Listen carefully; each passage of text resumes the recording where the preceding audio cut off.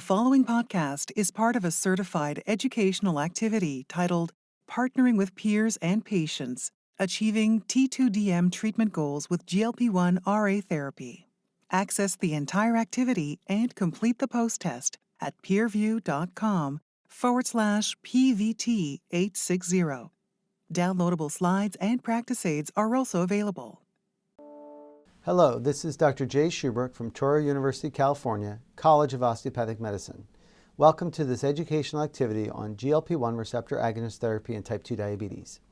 Today, we will review why the GLP-1 receptor agonists are prioritized in evidence-based treatment recommendations and talk about how GLP-1 receptor agonists offer glycemic and non-glycemic effects that can be used to achieve personalized treatment goals in patients with type 2 diabetes. So the ADA has come out with their 2021 standards of care and treatment algorithms for the person with diabetes. And you can see that they highlight GLP-1 receptor agonists and SGLT2 inhibitors for many patients with type 2 diabetes. This is important. So we still recommend that everybody starts with first-line therapy of metformin and comprehensive lifestyle therapeutic changes. But then after that, we take our patient factors into account. And you can see that many of these columns highlight the need or the recommendation for GLP-1 receptor agonists or SGLT2 inhibitors. So to the left, you can notice that if the person has established or high risk of cardiovascular events, GLP-1 or SGLT2s are recommended as the next treatment. If someone has heart failure, they recommend SGLT2s. If someone has chronic kidney disease, SGLT2 is recommended first, or GLP-1 can be recommended next or in place of if the SGLT2 cannot be taken. And then, if you don't have those compelling indications, but you want to minimize hypoglycemia, again, you can see that their GLP-1s and the SGLT2s are highlighted because they have the benefit of lowering glucose without hypoglycemia.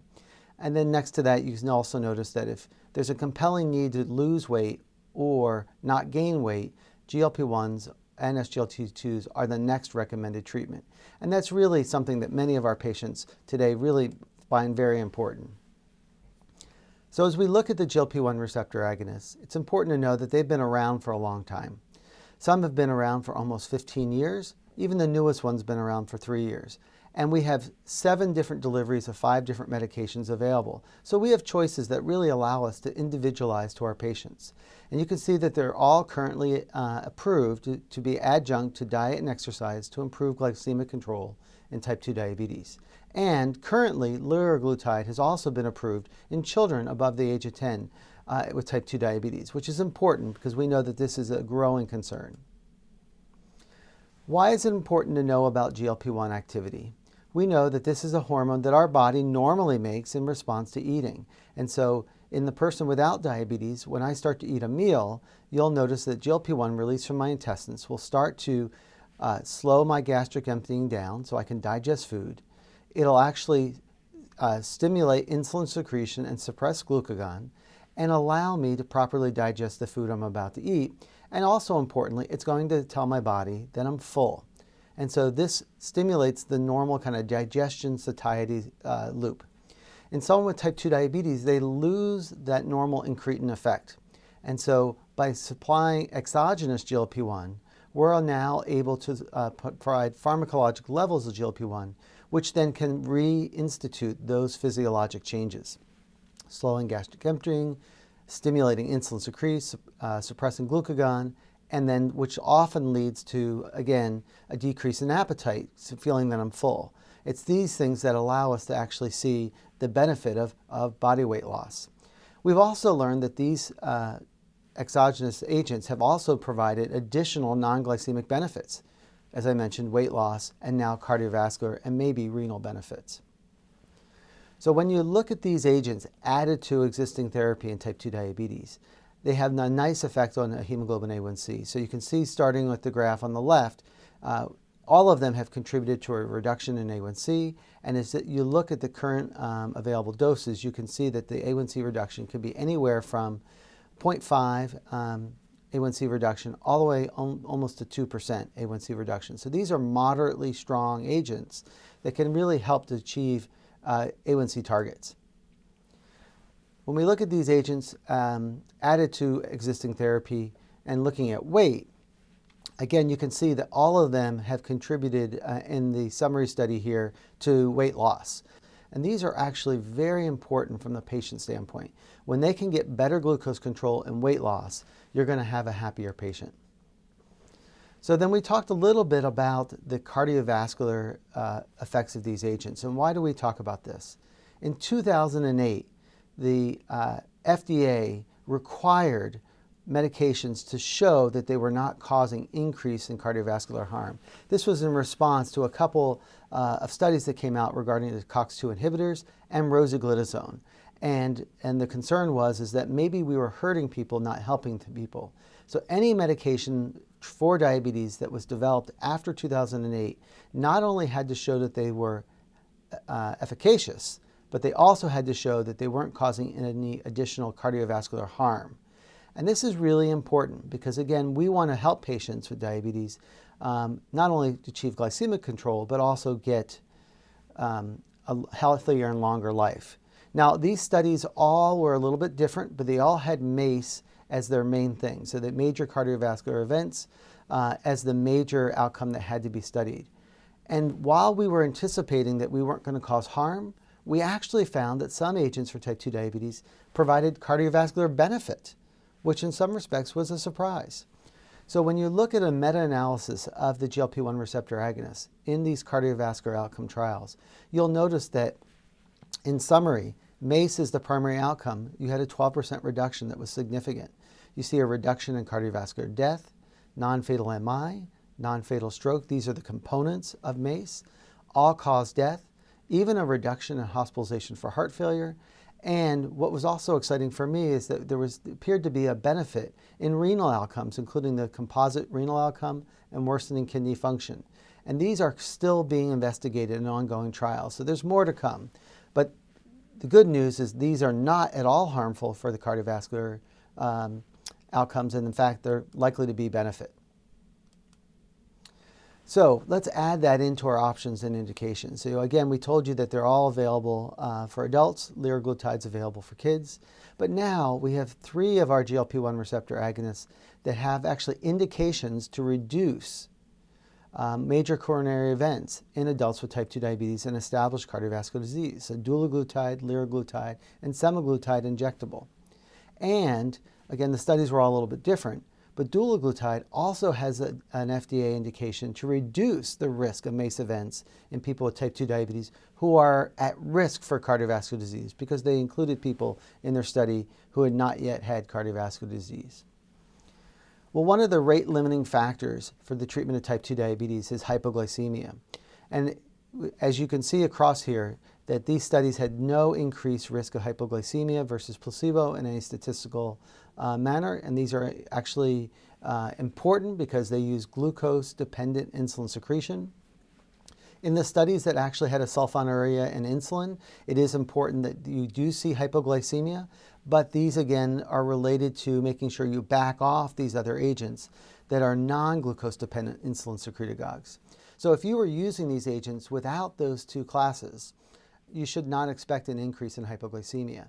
And if you're adding it to someone on a sulfonylurea or insulin, you may need to consider backing off those agents to reduce the risk of hypoglycemia.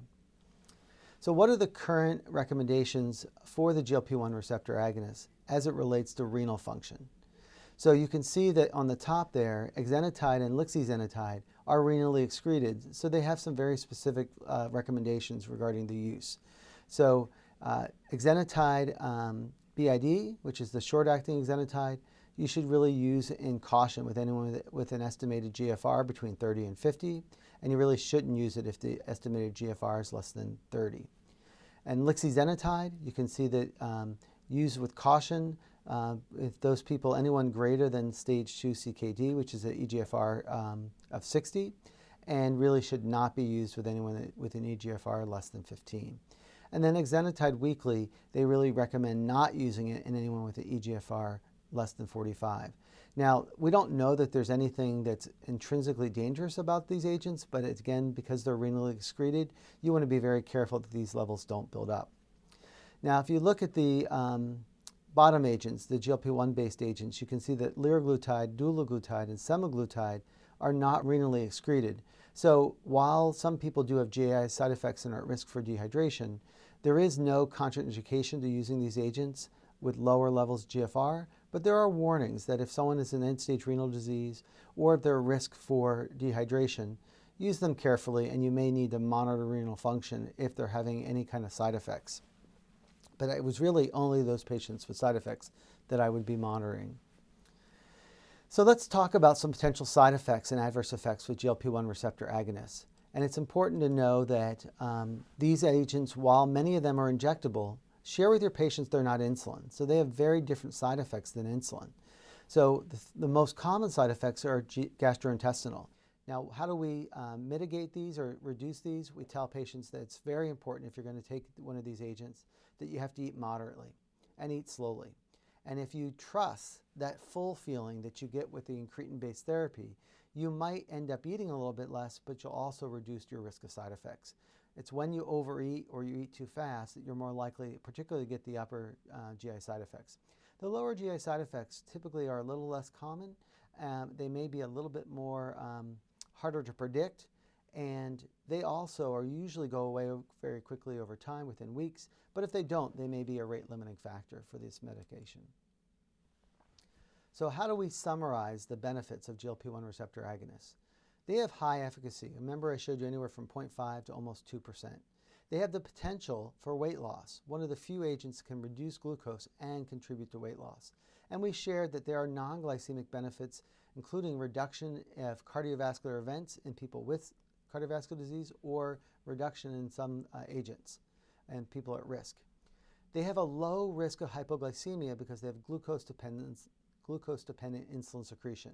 And because of that, in patients, you don't have to do special monitoring for these patients in terms of making sure that they're not going to drop low as long as they're not on sulfonylureas or insulin. And so patients like that they can count on this therapy and not have to be constantly monitoring. And as long as you work with your patient to make sure that they can be moderate in their eating, they have a pretty favorable safety and tolerability profile. So now let's talk a little bit about how we help our patients to thrive in the treatment of type 2 diabetes. And we know that diabetes is largely self-managed. So while we give important information, we share important tools, we might share technology, the patient with diabetes is really the one managing their diabetes. So shared decision-making is extremely important when you're doing diabetes management. So I always like to actually try to assess my patient. Where are they at? What's important to them? What are things that are really going to be necessary for them to engage in this long-term plan of managing a complex chronic disease? I'm going to ask them about things that they want to make sure they see as part of their treatment plan or things they're definitely not interested in. Once we know those things, I can give them choices. I can lay out options for them, and we can use shared decision-making to create a management plan. And then once we've done that, I ask them, is this a plan we can agree upon? Do you feel good about this? And then once we implement it, I actually write it down. So I feel like in some respects, we've contributed to our contract together. And I don't always have them sign it, but they could sign and say, okay, we're going to implement this plan. And so they feel that they're responsible as well. Now, once we do a plan, it's important to know that the first go is not always the only go. So sometimes I have to make adjustments. Sometimes we get side effects that we didn't expect, or sometimes other things happen. So we want to make sure we monitor our patients, provide support, and be flexible to change the plan if we need to, if something unexpected arises. And then I want to kind of congratulate my patient when I see them again if they're actually able to carry out the plan and make modifications as needed as more information is provided. This cycle really allows a patient to be central in the decision making and feel good about the choices they make, which is really going to affect their patient satisfaction, and I think quite honestly it's going to help their adherence. So I want to share some of the things I recommend when we're treating our patients with type 2 diabetes, and I share these with my students and residents regularly. These are small things that make a big difference when you're working with your patients. So first, make sure you sit down at every visit.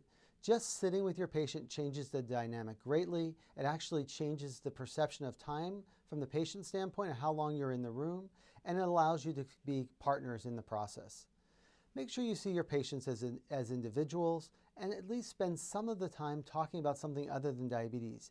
People with diabetes often think we're just about the numbers. And so I think asking them how their family's doing or how are you holding up during time of COVID, things that are unrelated to diabetes allows them to know that you see them as a patient, as an individual, not just someone with diabetes. And then you can also get to the treatment of diabetes. When you're making your plan and you agree upon choices, write those choices out. Actually, I write them out and I let my patient write on there what choices they like and what they don't. I have them cross things out that they don't want to do. That actually communicates to me strongly, this is something they really don't want to do, or this is something they're willing to consider. Sometimes they'll put a question mark next to one, which means that allows me to give them more information. And then once you come up with a plan, make sure you summarize with your patient. What did we agree upon today? This is that contract that you're making with your patient saying, here are the things that I recommend, here are the things that you're willing to do. Is this a plan that we can feel good about together? Because again, this is really something that is needed for our patient to help them thrive. So what are some considerations as we look at prescribing GLP-1 receptor agonists and overcoming barriers with patients? So there are patient-level factors and there are provider-level factors. So as a provider, you have to make sure that you feel comfortable teaching these agents and having either you or your personnel have the time and space to do that. And I think that's important because you want to make sure the patient knows how they're going to take the medication and take it correctly.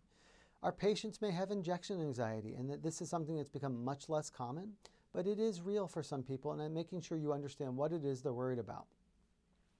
Many patients actually are excited to not have to take another medication. So pill burden is a burden or a barrier for some people, but actually the concept of giving them an injection or an oral agent that allows them to stop other things might actually be very helpful. And then while these agents are not new, they may be unfamiliar to some providers and certainly some patients. And so it's important for us to discuss that physiology and why we're really trying to get the body to work normally again. And then ultimately, I think it's important for us to talk with our patients to say, what is it that's going to work within your schedule? How do we make this regimen flexible enough so you can get the treatment you need, but not get in the way of the day-to-day routine that you have to do day in and day out? And then, of course, it's important to know what resources the patient has because all of the agents in diabetes, or most of the agents in diabetes, are name brand and they're costly. And so it's important to make sure that coverage and affordability are considered in the journey with our patients. Now, patient preferences for medications, the short story here is keep it simple. You know, if we're looking at oral agents, patients prefer small pills over large pills. They prefer to take these pills the least number of times daily. As an example, let's use metformin. If we can use metformin twice a day, that might be preferred over 3 times a day.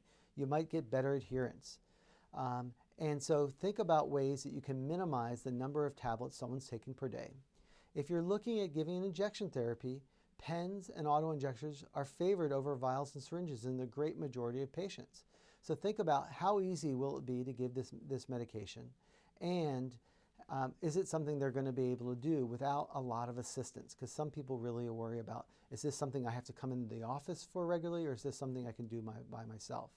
And then, of course, you know, having once weekly injections has been a game changer because many people who were used to be worried about injections, they say, well, if I can take this once a week, that's not a problem.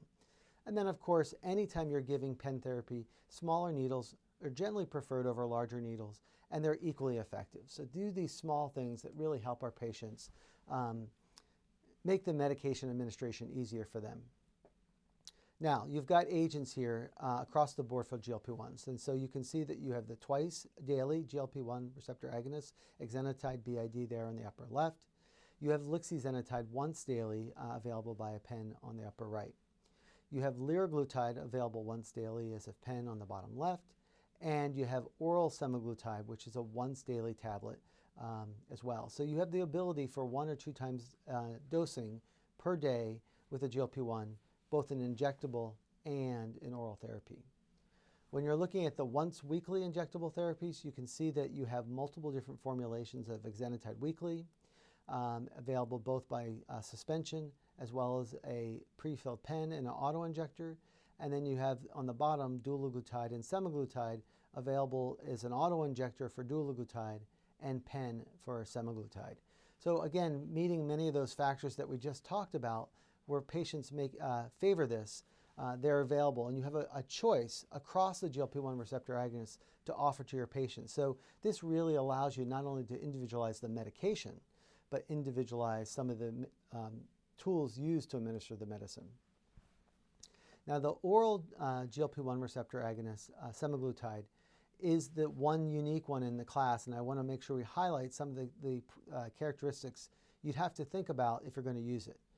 This medication is really meant to be taken on an empty stomach, so it should be at least 30 minutes before any other food, beverage, or medication. And it should be taken with a small amount of water, somewhere between a sip and 4 ounces, so that you can swallow the tablet whole, go through the esophagus, and it can actually sit in the stomach where it's going to have its activity. If you take it with other things, you're not going to get the action of the medication, and if you take it with too much water, it may go past the stomach, and you may not get the benefit.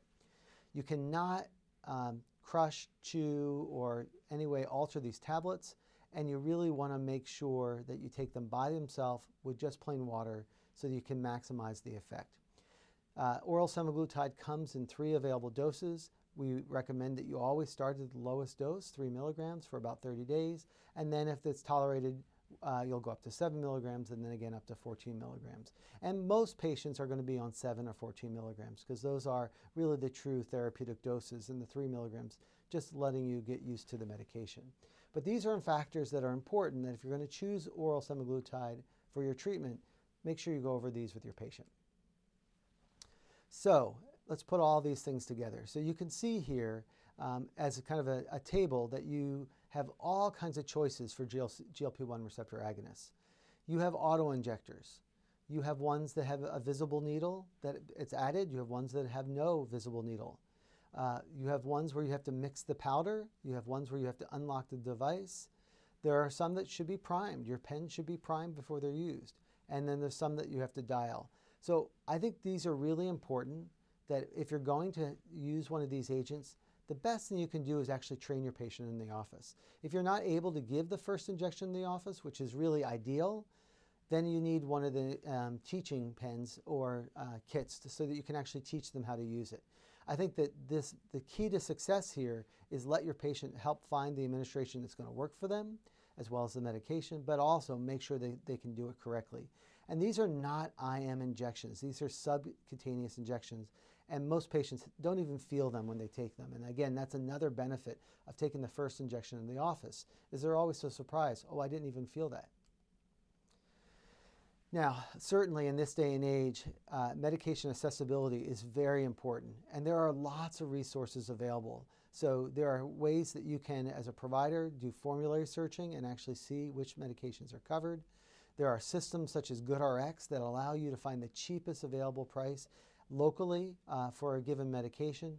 And then certainly there's many medication assistant programs nationally as well as from the companies themselves. And so I think it's important for us to be flexible, to know that everybody comes with a different set of resources, and we're going to have to work with the resources they have to know how we can best get their medications covered for them, because cost is a real issue as it comes to treatment of type 2 diabetes. So in conclusion, we've talked a bit about the GLP-1 receptor agonists in the treatment of type 2 diabetes. These are very effective agents that lower glucose, reduce weight, and have a low risk of hypoglycemia. They also have the nice benefit of reducing cardiovascular risk in people who have had cardiovascular disease, and there may be some benefit even in renal disease. Because we have a number of choices and a number of different ways that they can be administered, we really can individualize therapy. We have an oral agent, we have injectable agents. We have twice daily, once daily, and once weekly, all allowing us to individualize therapy to our patients more specifically. And if we use shared decision making, we're going to find a plan that works well with our patient, works well with their schedule, and meets their goals as well as meeting our goals. This is going to empower the patient. It's important for us to work with them early on so that they're involved in this.